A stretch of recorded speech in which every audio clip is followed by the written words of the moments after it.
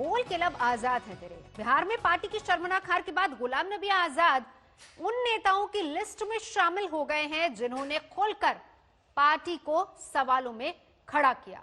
सिब्बल, चिदम्बरम, तारिक अनवर। और अब आजाद का सवाल बड़ा था कि पार्टी लोगों से क्यों दूर हटी। क्या 5 स्टार कल्चर से चुनाव जीते जाते हैं? सबसे बड़ा कारण मैं लीडरशिप को दोष नहीं देता। बहुत सारे लोग लीडरशिप को दोष देते हैं, कांग्रेस प्रेसिडेंट को, राहुल गांधी को। मैं उनको दोष नहीं दूंगा। उसका कारण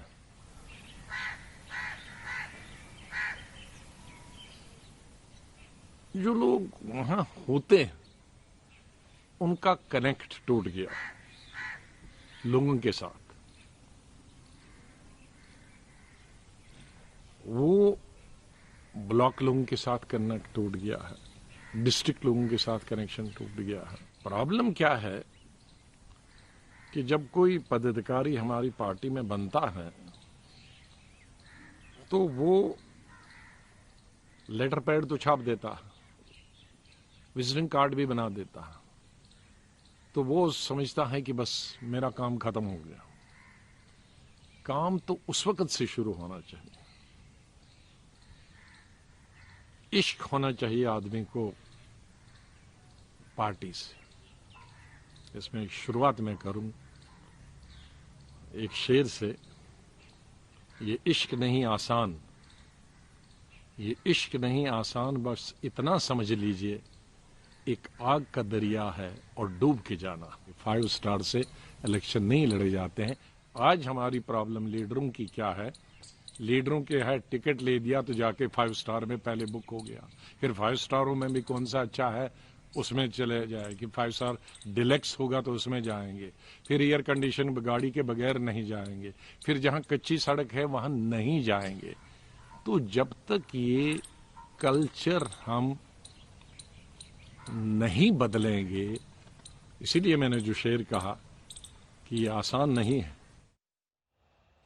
कल्चर को बदलने की बात गुलाम नबी आजाद ने कही है। बहरहाल कांग्रेस के वरिष्ठ नेता अधीर रंजन चौधरी ने बागी बोल वाले नेताओं से सवाल किया है। अधीर रंजन ने कहा कि राहुल गांधी पर सवाल उठाने से रास्ता नहीं निकलेगा। आरोप लगाने वाले नेताओं को खुद को भी आईने में देखना चाहिए। इन्हें सही वक्त और सही मंच पर बिहार में हार का मसला उठाना चाहिए। अधीर रंजन जी, हम देख रहे हैं कि बिहार का चुनाव जब से नतीजा आया उसके बाद पहले कपिल सिब्बल साहब, उसके बाद अब गुलाम नबी आजाद साहब सवाल खड़े कर रहे हैं कि कांग्रेस पार्टी का जो कार्यशैली है उसकी वजह से पार्टी लगातार चुनाव हार रही है। देखिए, हर नेता को अपना तो आजादी है अपना तर्क रखने का, इसमें कोई हर्जा नहीं है। लेकिन सारे ये तर्क मीडिया के सामने आकर उछलना, इसमें मेरा जरूर आपत्ति है।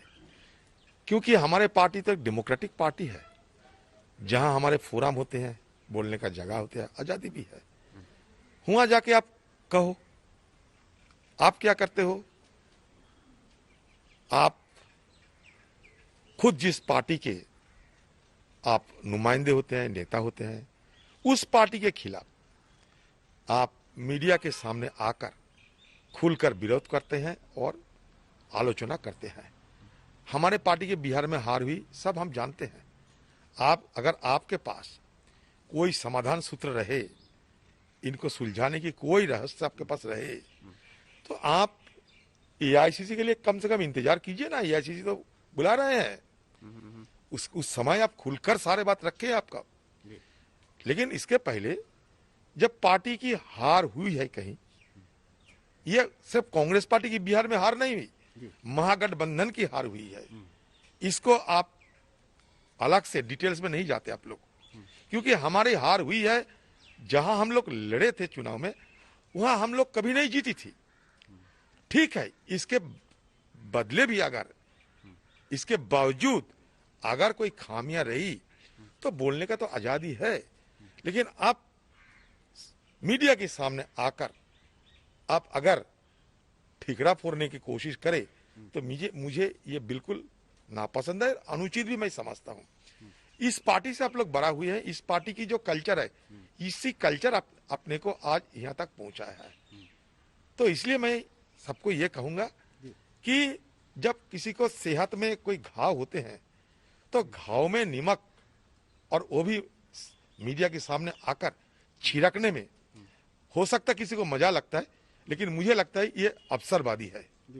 तो अधीर रंजन कल्चर की बात कर रहे हैं और इसी कल्चर से सब बड़े हुए हैं और यही बात गुलाम नबी आजाद ने कही कि उसी कल्चर को बदलने की जरूरत है। बहरहाल कांग्रेस में बोल बागी हुए तो तारिक अनवर भी मैदान में कूद पड़े हैं। बिहार में हार पर तारिक अनवर ने सबसे तीखे लहजे में अलाकमान को घेरा है। सुनिए क्या कह रहे हैं वो। He is too big person, हम नहीं चाहते कोई कमेंट करना उन पर। और पिछले लास्ट 45 ईयर्स से हमको लगता है कि he is very much involve in the Congress politics. Different capacity में उन्होंने काम किया है कांग्रेस का। मैं समझता हूँ कि उनको कोई सजेशन देना मैं नहीं चाहता, क्योंकि he is too senior to me. हम क्यों ऐसी बात करेंगे, लेकिन इतना ज़रूर कहेंगे कि this is not the time. हम लोग कांग्रेस कल्चर पर बात कर रहे हैं और दूसरी चीज़ों पर बात कर रहे हैं। बेहतर ये हो कि बैठकर कोई रास्ता हम लोग निकालें और पार्टी को फिर से दोबारा कैसे वापस लाया जाए, मजबूत किया जाए, इसके लिए बात करनी चाहिए। इसको ज़्यादा कंट्रोवर्सी में जाना उचित नहीं होगा। सब चीज़ को सार्वजनिक करना, मीडिया में लाना उचित नहीं होगा। आगे बढ़ते हैं। बिहार में लव जिहाद के खिलाफ गिरिराज सिंह की कानून बनाने की मांग पर शिवसेना ने सख्त बयान दिया है। महाराष्ट्र में कानून की मांग करने वालों को राउत ने कहा है कि पहले बीजेपी का कानून देख लें और फिर उसके बाद फैसला लिया जाएगा। मेरा मानना है कि लव जिहाद आज सामाजिक समरसता के लिए एक तरह से कैंसर हो गया है। अब कई राज्यों ने इसको बनाने की मुहिम में लग गया है। बिहार सरकार को भी इसको सांप्रदायिकता का नाम न दे करके इसको सामाजिक समरसता के लिए लव जिहाद पर, जनसंख्या नियंत्रण कानून पर अब काम करने की जरूरत है। बिहार में जब ये कानून बनेगा, नीतीश कुमार जी जब कानून बनाएंगे, उस कानून का हम अध्ययन करेंगे पूरी तरह से और उसके बाद हम महाराष्ट्र में उस बारे में सोचेंगे। बिहार में बीजेपी की सरकार है, नीतीश कुमार बीजेपी के ही मुख्यमंत्री है,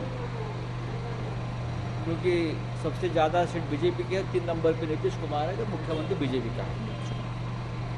तो बिहार में जो कानून बनने वाला है लव जिहाद के खिलाफ, उसका पूरा अध्ययन हम लोग करेंगे और बाद में महाराष्ट्र में अर्थव्यवस्था से। और अब बात बीजेपी सांसद तेजस्वी सूर्या की कर लेते हैं, जिन्होंने ओवैसी को जिन्ना का अवतार ठहरा डाला और कहा कि वो भारत को इस्तांबुल बनाना चाहते हैं। MIM is a Muslim only party which wants to make Hyderabad of India look like Hyderabad of Pakistan. We have decided our sankalp is to not let you make Hyderabad Istanbul. We will make Hyderabad Bhagyanagar. That is our sankalp. बात corona की कर लेते हैं, क्योंकि लगातार corona की रफ्तार बढ़ती जा रही है। आंकड़े लगातार सामने आ रहे हैं। बेकाबू रफ्तार फिर से डराने लगी है। त्योहारों में लापरवाही और अब आंकड़ों में ये नजर आ रही। हालात ये हो गए हैं कि कोरोना दिल्ली में हर रोज 100 से ज्यादा लोगों की जान ले रहा है।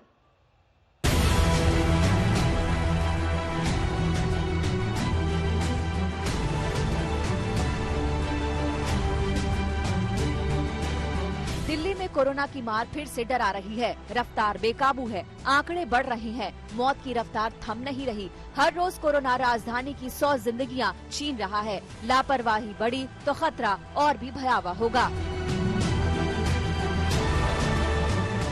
सरकार जागी तब तक देर हो गई। अब हाय तौबा मची है। सरकार को सख्ती का रास्ता अपनाना पड़ा। अब दिल्ली में मास्क जरूरी है। अगर चेहरे से नकाब जरा भी नीचे आया तो 2000 की चपत तय है। पर दिल्ली वाले मान कहाँ रहे हैं। कल भी दिल्ली में 1500 से ज्यादा चालान कटे। लापरवाही करने वालों को अब तक 5 लाख से ज्यादा चालान की शपथ लग चुकी है। दिल्ली में मौत की रफ्तार बेकाबू हुई तो अस्पतालों में बेड कम पड़ने लगे। सरकार के दावे तो बड़े हैं, 700 से ज्यादा नए आईसीयू बेड की बात हो रही है, लेकिन हालात ये है कि दिल्ली में कोरोना मरीजों को इलाज के लिए पड़ोसी राज्यों के अस्पतालों में बेड ढूंढना पड़ रहा है। राजधानी दिल्ली में कोरोना का खतरा लगातार बढ़ रहा है। हर दिन औसतन 12 से 13% दर में पॉजिटिव केस सामने आ रहे हैं। 50,000 के अगर टेस्ट हैं तो आप ये समझिए कि 6,000 से ज्यादा लगभग संक्रमित मरीजों की संख्या रोज सामने आ रही है। और इसीलिए एहतियात के तौर पर सभी एजेंसियां जो हैं, पुलिस हो, सिविल डिफेंस हो और दूसरे सरकारी जो संस्थान हैं, सबकी जिम्मेदारी ये है कि सड़कों पर कम से कम सोशल डिस्टेंसिंग और मास्क पहनने का अनिवार्य जो नियम है उसका पालन किया जाए। दिल्ली में हफ्ते भर के आंकड़ों का ग्राफ ऊपर ही ऊपर दिखता है। मौत 100 से नीचे नहीं आ रही। 17 नवंबर को महामारी ने 99 लोगों को मौत की नींद सुला दिया। इसके बाद कोरोना की मार कम नहीं हुई है। 19 नवंबर को 100 से नीचे मौतों की संख्या गई, लेकिन उसके बाद हर रोज कोरोना से मरने वालों का आंकड़ा 100 से ऊपर ही रहा। आज फिर कोरोना से 121 लोगों ने अपनी जान गंवा दी। सुलझाने का तरीका यही है कि देखो आईसीयू में प्राइवेट के अंदर थोड़ी दिक्कत आ रही है, तो अपन ने आदेश दिया है प्राइवेट के अंदर भी 250 आईसीयू बेड और बढ़ाए जा रहे हैं और दिल्ली सरकार के 650 बढ़ाए जा रहे हैं, सेंटर के द्वारा 750 बढ़ाए जा रहे हैं। ये सारे बेड अगले 2-3 दिन के अंदर आ जाएंगे, 4 दिन में आ जाएंगे। तो जब अवेलेबिलिटी बढ़ जाएगी तो अपने आप ही ठीक हो जाएगा। त्योहार के मौसम ने लोगों को इतना बेपरवाह कर दिया कि कोरोना बम फिर से फूट पड़ा। अब आज का ही आंकड़ा देख लीजिए, 24 घंटे में फिर से कोरोना के 6700 से ज्यादा नए केस दर्ज किए गए हैं। कुल मामले 5,29,000 तक जा पहुंचे हैं। वहीं 24 घंटे में कोरोना ने दिल्ली में 121 लोगों की सांसें बंद कर दी। दिल्ली में कोरोना से अब तक 8,000 से ज्यादा लोगों की मौत हो गई है। अच्छी बात यह है कि यहाँ ठीक होने वालों की संख्या भी लगातार बढ़ रही है। कोरोना की ना तो दवा है, ना ही ये दया दिखाता है। लापरवाही तो कतई बर्दाश्त नहीं। कोरोना के लिए अब भी 2 गज की दूरी और मास्क है जरूरी। दिल्ली से अरविंद ओझा और आशुतोष मिश्रा के साथ ब्यूरो रिपोर्ट आज तक। तो 2 गज की दूरी, मास्क जरूरी के साथ साथ अपनी जिम्मेदारी को समझने की भी बहुत ज्यादा जरूरत है। और यही वजह है कि कोरोना को लेकर सुप्रीम कोर्ट ने दिल्ली समेत राज्यों पर सख्त टिप्पणी की। कोर्ट ने राज्यों से मौजूदा हालात को लेकर रिपोर्ट भी तलब की है और कोर्ट की चिंता है कि नवंबर में ये हाल है तो सोचिए कि आगे जाकर हाल क्या होगा। कोरोना कंट्रोल नहीं हुआ तो फिर दिसंबर में हाल बुरा हो सकता है। और अगली सुनवाई 27 नवंबर की तय की गई है।